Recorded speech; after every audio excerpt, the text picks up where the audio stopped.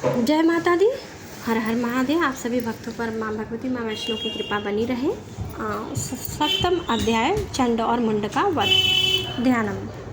मैं मातंगिनी देवी का ध्यान करता हूँ और वे रत्न में सिंहासन पर बैठे हुए तोते का मधुर शब्द सुन रही हैं। उनके शरीर का वर्ण लाल है और अपना एक पैर कमल पर रखे हुए और मस्तक पर अर्ध चंद्रमा धारण करती हैं और कलहार पुष्पों की माला धारण किए हुए हैं।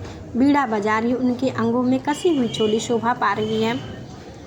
वे लाल रंग की साड़ी पहने हुए अपने हाथ में शंखमय पात्र लिए हुए हैं। उनके वदन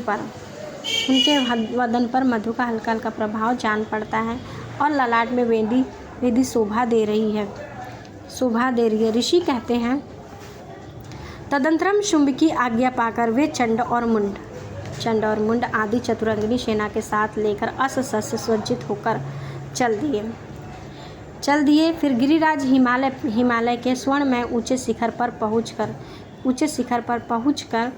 पहुंचकर उन्होंने सिंह पर बैठी देवी को देखा और वे मंद मंद मुस्कुरा रही थी।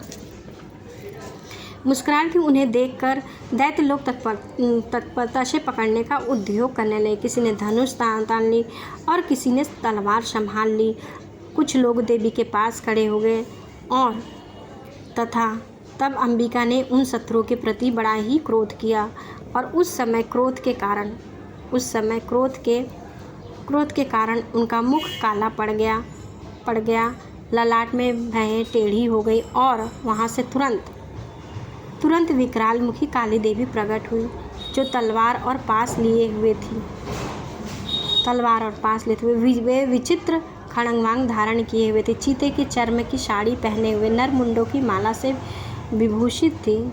उनके शरीर का मांस सूख गया था और केवल हड्डियों का ढांचा ही रह गया था, जिससे वे अत्यंत भयंकर जान पड़ते थे। उनका मुख बहुत विशाल और जीभ लपलपाने के कारण बहुत ही भयानक डरावनी प्रतीत होती थी। उनकी आंखें भीतर को धसी हुई थी, कुछ लाल थी और वे अपनी भयंकर गर्जना से संपूर्ण दिशाओं को गुंजा रही थी। बड़े बड़े दैत्यों का वध करती हुई वे कालिका देवी बड़े वेग से दैत्यों की उस सेना पर टूट पड़ी और उन सबको भक्षण करने लगी। वे सर्व राक्षसों, अंकुशधारों, महाव्रतों, योद्धाओं सहित घंटा सहित कितने ही हाथियों को एक ही साथ पकड़कर मुंह में डाल लेती और इसी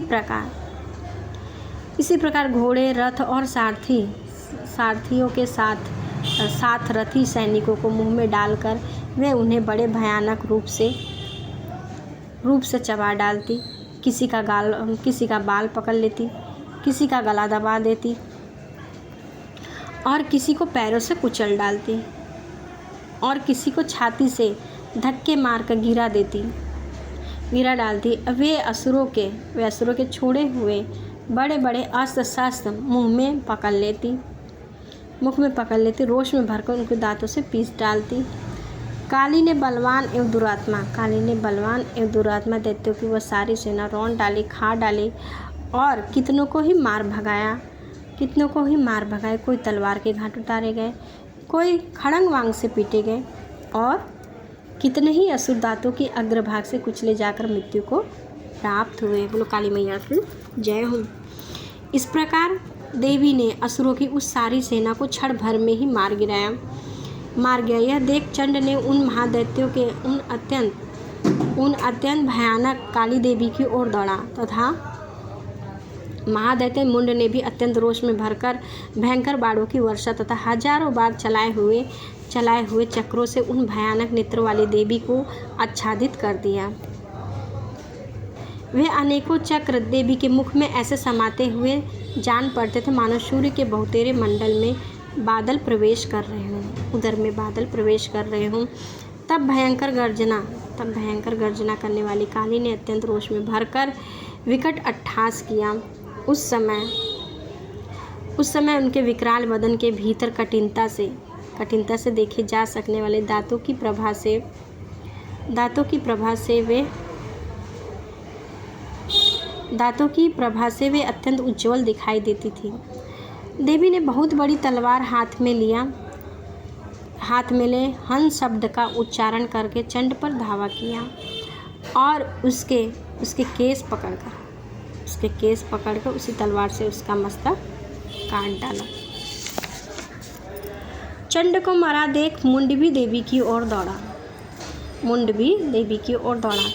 तब देवी ने रोष में भरकर उसे भी तलवार से घायल करके धरती पर सुला दिया। महापराक्रमी चंड और मुंड को मारा गया देख मरने से बची बाकी सेना भय से व्याकुल हो गई, चारों ओर भाग गई। तदंतरम काली ने चंड और मुंड का मस्तक लेकर मस्तक हाथ में लेकर चंडिका के पास जाकर प्रचंड अट्टहास करते हुए कहा, देवी, मैंने चंड और मुंड नामक इन दोनों महापशुओं को तुम्हें भेंट किया है। अब युद्ध में शुंभ और निशुंभ का स्वयं ही वध करना। ऋषि कहते हैं, वहां लाए हुए उन चंड मुंड नामक महादैत्यों को देखकर कल्याणमयी चंडी ने काली से मधुर वाणी में कहा, देवी, तुम चंड और मुंड का मस्तक लेकर मेरे पास आए, इसलिए संसार में चामुंडा के नाम से तुम्हारी ख्याति होगी। इस प्रकार श्री मार्कंडेय पुराण में शार्वणिक मनवंतर की कथा के अंतर्गत चंड मुंड नामक 7वां पाठ पूरा हुआ। जय माता दी, हर हर महादेव। इसमें महाकाली की महिमा थी, किस प्रकार माँ काली ने जो है दैत्यों का संहार किया, और महाकाली का युद्ध सुनने से, दुर्गा सप्तशती के पाठ में जो है उनका महिमा गुणगान सुनने से किस प्रकार असुरों का उन्होंने संहार किया और देवताओं को उनको भय से मुक्त कराया। ये सुनने से जो है बल मिलता है, शक्ति मिलता है, और अंदर से, भक्तों के अंदर से, किसी के भी अंदर से डर खत्म हो जाता है। इसलिए सबको ये पाठ ज़रूर सुनना चाहिए। माँ की महिमा, माँ का गुणगान हमेशा सुनने से जो है इंसान निर्भय हो जाता है और अपने जीवन में हर प्रकार की सुख संपत्ति हो जाता है। जय माता दी, हर हर।